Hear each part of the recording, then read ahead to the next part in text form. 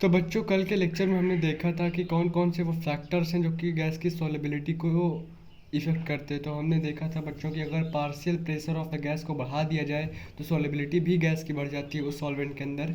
तो हम देखेंगे कौन सा और कौन से ऐसे फैक्टर्स हैं जो कि वास्तव में गैस की सॉलिबिलिटी को इफ़ेक्ट करते हैं। तो यहाँ पे हमारा टॉपिक होगा, वो होगा factors influencing the solubility of a gas.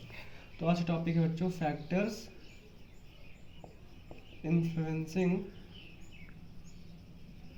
factors influencing the solubility of a gas, the solubility of a gas. ये टॉपिक है हमारा कि कौन कौन से फैक्टर हैं जो गैस की सॉलिबिलिटी को इफेक्ट करते हैं। बच्चों, जो टॉपिक है वो है कौन कौन से ऐसे फैक्टर्स हैं जो गैस की सॉलिबिलिटी को इफेक्ट करते हैं या अफेक्ट करते हैं। तो सबसे पहला जो फैक्टर है और काफ़ी इंपॉर्टेंट फैक्टर है वो है नेचर ऑफ द गैस, कि गैस का नेचर कैसा है बच्चों। Nature of the gas, nature of the gas क्या मतलब है? Easy liquefiable gases are more soluble. एक पॉइंट होता है बच्चों कि जो इजीली लिक्विफिएबल, ऐसी गैस जो इजीली लिक्विफाइड हो जाए वो जनरली सोल्यूबल होती हैं। जो गैसेज इजीली लिक्विफाई हो जाती हैं, जो गैसेज इजीली लिक्विफाई हो जाती हैं वो ज़्यादा सोल्यूबल होती हैं। Easily liquefiable gases are more soluble. Example आप देख सकते हैं, CO2 is more soluble than O2 and H2। क्या रीज़न है कि CO2 ज़्यादा सोल्यूबल होती है? क्योंकि CO2 इजीली लिक्विफाई हो जाती है। क्योंकि CO2 जो है बच्चों इजीली लिक्विफाई हो जाती है, इसी वजह से CO2 ज़्यादा सोल्यूबल है। CO2 इसीलिए ज़्यादा सोल्यूबल है। O2 और H2 की तुलना अगर की जाए तो O2 और H2 दोनों की सॉल्युबिलिटी जो बच्चों है वो कम है। Solubility is less, solubility is less. वहीं अगर हम CO2 की सॉल्युबिलिटी की बात करें तो सॉल्युबिलिटी इसकी ज़्यादा होती है बच्चों। कार्बन डाइऑक्साइड की सॉल्युबिलिटी ज़्यादा होती है ऑक्सीजन और हाइड्रोजन कंपेयर में। तो CO2 is more soluble, highly soluble, यहाँ पे हम लिख सकते हैं हाईली सॉल्यूबल। क्यों हाईली सॉल्यूबल CO2? क्योंकि CO2 इजीली लिक्विफाई हो जाती है। CO2 जो कार्बन डाइऑक्साइड गैस होती है बच्चों वो इजीली लिक्विफाई हो जाती है। वहीं अगर ऑक्सीजन हाइड्रोजन को देखें तो ये इजीली लिक्विफाई नहीं हो पाती। तो जो गैस इजीली लिक्विफाई हो जाए वो ज़्यादा सोल्यूबल होती है। तो CO2 इजीली लिक्विफाई हो जाती है, इसीलिए हाईली सोल्यूबल है बच्चों। दूसरा फैक्टर देखते हैं। तो बच्चों, जो दूसरा फैक्टर है जिस पे solubility of a gas depend करती है, वो दूसरा फैक्टर भी काफ़ी इंपॉर्टेंट है। वो फैक्टर है nature of solvent. Nature of solvent कैसा है बच्चों? जिस सॉल्वेंट में हम गैस को डिसॉल्व कर रहे हैं उस सॉल्वेंट का नेचर कैसा है, इस पे भी सॉल्युबिलिटी डिपेंड करती है।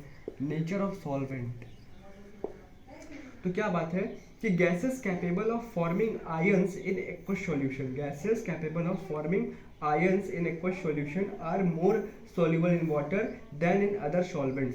बच्चों, जो गैस आयंस में ब्रेक कर जाए, आयंस फॉर्म करे सॉल्वेंट के अंदर, वाटर में जाके जो गैस आयंस बना दे वो जनरली ज़्यादा सॉल्युबल होती है उस गैस की कंपेयर में जो गैस आयंस नहीं बना पाती। मैं फिर से रिपीट करता हूँ पॉइंट को कि gases capable of forming ions in aqueous solution are more soluble in water than in other solvents. जो गैसेस आयंस में ब्रेक कर जाएं, आयंस फॉर्म करें सॉल्वेंट के अंदर जाके, सॉल्वेंट अगर वाटर है तो एक्वस सॉल्यूशन कहेंगे, अगर वो एक्वस सॉल्यूशन के अंदर जाके आयंस फॉर्म कर रही हैं गैसेस, अगर गैसेस बच्चों एक्वस सॉल्यूशन के अंदर जाके आयंस फॉर्म कर रही हैं तो इसका मतलब वो ज़्यादा सॉल्युबल है। अगर कोई गैस सॉल्वेंट के अंदर जाके आयंस फॉर्म करती है तो वो ज़्यादा सॉल्युबल होगी।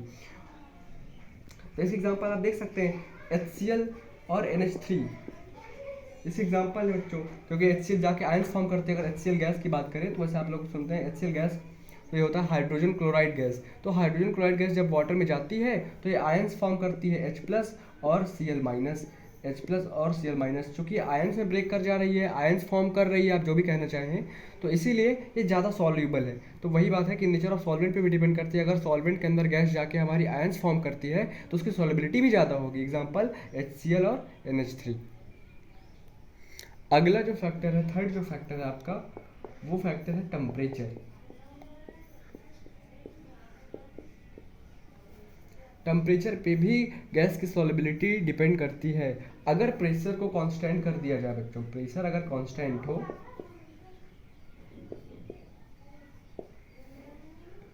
अगर प्रेशर कांस्टेंट हो बच्चों, अगर प्रेशर को कांस्टेंट रखा जाए तो टेम्परेचर जैसे ही हम इंक्रीज करते हैं, टेम्परेचर जैसे ही हम इंक्रीज करते हैं बच्चों, तो सॉल्युबिलिटी ऑफ गैस जो है घट जाती है। सॉल्युबिलिटी ऑफ गैस घट जाती है बच्चों, सॉल्युबिलिटी ऑफ गैस जो है घट जाती है, यानी टेम्परेचर बढ़ाने के साथ में गैस की सॉल्युबिलिटी घटती है।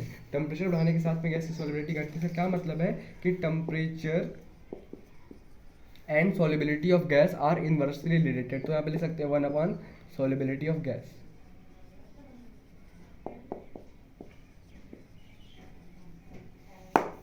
अगला और लास्ट फैक्टर है जिस पे सॉल्युबिलिटी ऑफ गैस डिपेंड करती है बच्चों, वो फैक्टर है प्रेशर। हाँ, उस बार हमने देखा कि टेम्परेचर बढ़ाने के साथ में गैस की सॉल्युबिलिटी घट जाती है। यहाँ हम देखेंगे कि अगर टेम्परेचर कांस्टेंट हो, ये केवल टेम्परेचर कांस्टेंट है तभी सही है ये बात। अगर टेम्परेचर बच्चों कांस्टेंट रखा जाए, बहुत ध्यान से चीज़ों को समझिए, अगर टेम्परेचर को कांस्टेंट रखा जाए तो प्रेशर इंक्रीज करने के साथ में सॉल्युबिलिटी ऑफ गैस बढ़ जाती है। प्रेशर इंक्रीज करने के साथ में सॉल्युबिलिटी ऑफ गैस बढ़ जाती है बच्चों। Solubility of gas increases with increase in pressure.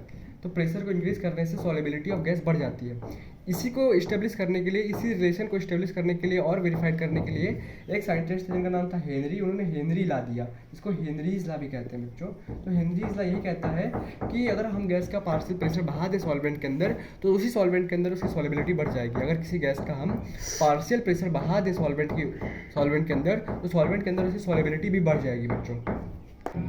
Henry law के ऊपर और डिटेल डिस्कशन, क्या इसके एप्लीकेशंस हैं और इसका मैथमेटिकल फॉर्म हम देखेंगे अगले लेक्चर में। तब तक के लिए कीप लर्निंग, बाय बाय।